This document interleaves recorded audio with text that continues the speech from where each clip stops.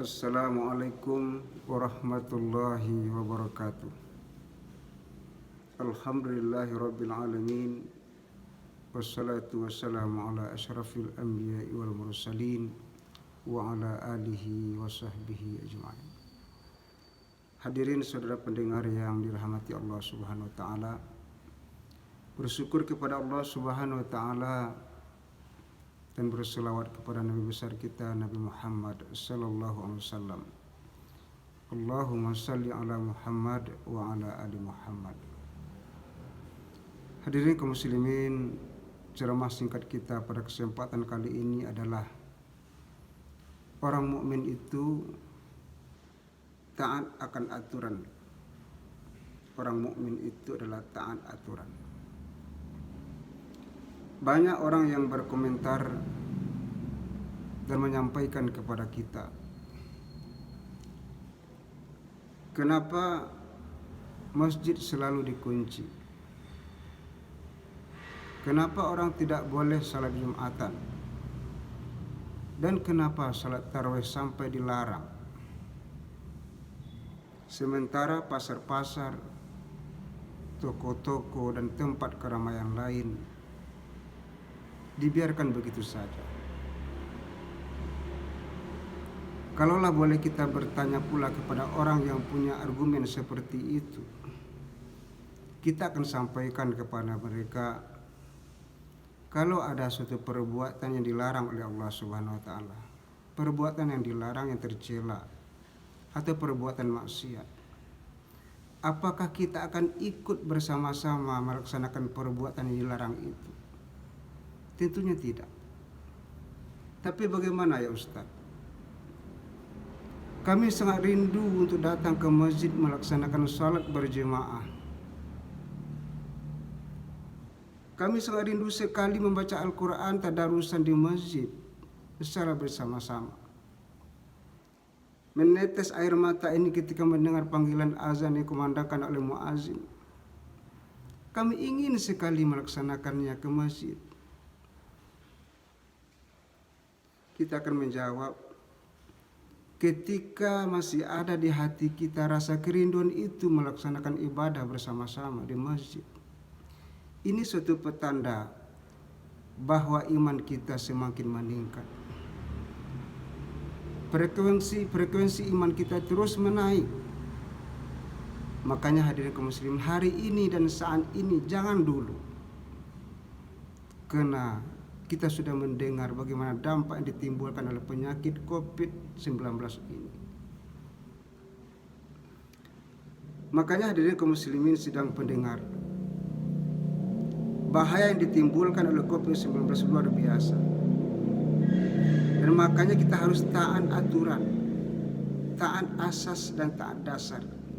Ketika itu dilarang untuk melaksanakan semua itu, bukan berarti pemerintah atau orang berkompeten melarang sepenuhnya kepada kita, tidak.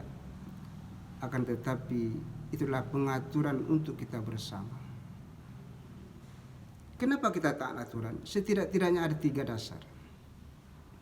Yang pertama, melihat perkembangan dan gejala hari ini, bahwa dampak yang ditimbulkan oleh virus COVID-19 ini sangat luar biasa berbahayanya. Coba kita lihat hari ini, bagaimana hubungan sosial kita antar masyarakat sudah mulai pudar dan begitu rusak. Kita bersalaman tidak boleh. Kita disuruh mengatur jarak, dan bahkan di antara kita saling mencurigai, suuzan. Jangan-jangan kita bisa berpendapat kepada teman kita di sebelah, jangan-jangan teman kita ini terkena oleh virus. Jangan-jangan dia kena. Selalu berprasangka buruk. Kemudian dampak yang ditimbulkan itu adalah bagaimana hari ini kita lihat susahnya untuk berusaha mencari uang, mencari kehidupan, sekedar makan untuk anak-anak dan keluarga kita. Betapa banyak pengangguran hari ini kita lihat, sampai kepada tukang ojek dan siapapun lah mereka, hanya sebagian kecil saja yang tidak berdampak daripada virus ini.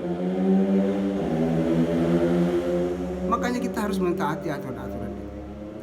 Kemudian dampak yang ditimbulkan dari itu adalah menimbulkan kematian. Siapa tidak sayang kepada keluarga? Siapa yang tidak sayang kepada diri sendiri? Yang apabila terjangkit virus itu susah sekali untuk menyembuhkannya, dan hari ini belum ada obatnya. Kalaulah ada orang mengatakan ini obat yang ditawarkan, itu hanya sekedar untuk menguatkan imun tubuh kita saja. Tetapi obat yang sesungguhnya belum ada. Akan menimbulkan kematian. Bukan diri kita saja, tetapi keluarga kita dan orang di sekitar kita. Kemudian kenapa kita taat aturan itu? Karena terbatasnya kemampuan tenaga medis dan peralatan untuk mencegah semua itu.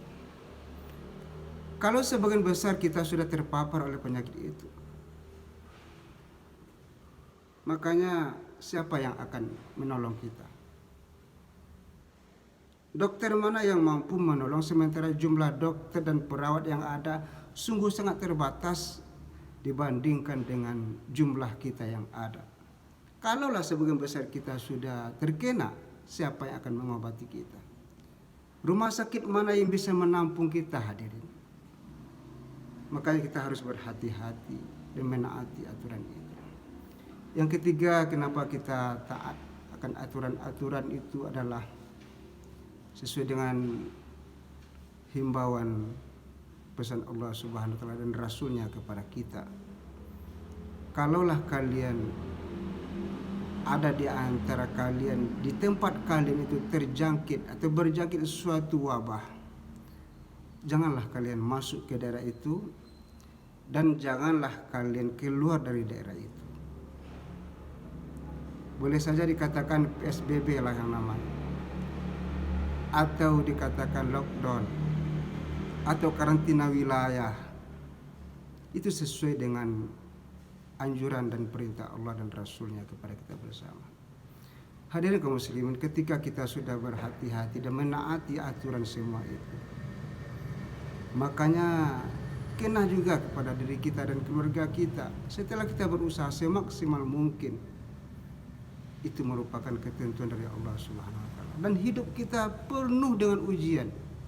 Allah katakan dalam Al-Qur'an, "Wala nabluwannakum bisyai'in minal khauf wal ju' wa naqsim minal amwali wal anfusi wath thamarat wa basyiris sabirin." Dan sungguh kami akan uji kalian dengan sedikit ketakutan dan kelaparan dan kekurangan harta serta kekurangan jiwa serta kekurangan buah-buahan. Beri kabar gembiralah kepada orang-orang yang bersabar. Mana orang bersabar itu? Alladzina idza asabathum musibah qalu inna lillahi wa inna ilaihi raji'un. Orang-orang yang mengatakan sesungguhnya itu semua datang dari Allah Subhanahu wa taala dan kami akan kembali kepada Allah Subhanahu wa taala. Ini kata kuncinya. Dan kita sebagai orang yang beriman, ketika telah memaksimalkan usaha kita, maka kita akan percayakan urusan kita kepada Allah Subhanahu wa taala. Kita reda dengan untuk menerima ketentuan Allah Subhanahu wa taala. Dalam hadis qudsi dikatakan, "Malam yarda bi qada'i walam yashkur bi ni'mai walam yasbir bi balai falyakhruj tahta samai wal yatub rabwan siwaya."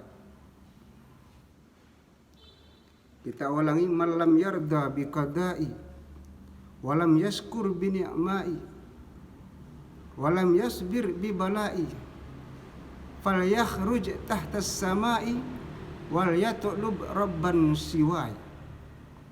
Siapa yang tidak reda dengan ketentuanku, tidak bersyukur dengan nikmat-nikmatku, dan tidak bersabar dengan ujianku, maka keluarlah kalian di kolong langitku ini dan carilah Tuhan selain aku.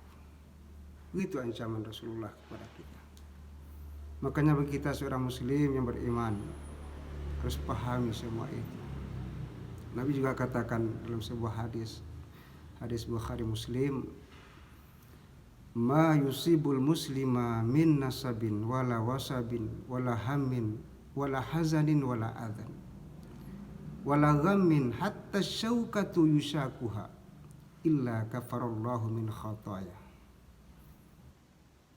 Tidaklah seorang muslim itu ditimpa oleh sesuatu kelelahan, penyakit, kekhawatiran, kesedihan, kegalauan, sampai-sampai dia tertusuk oleh duri sekalipun. Kalau dia bersabar, itu akan menghapus dosa-dosanya. Makanya camkanlah hadirin kaum muslimin, supaya kita menjadi orang-orang yang taat aturan, taat asas dan taat dasar. Semoga kita menjadi mukmin yang selamat dunia wal akhirat. Assalamualaikum warahmatullahi wabarakatuh.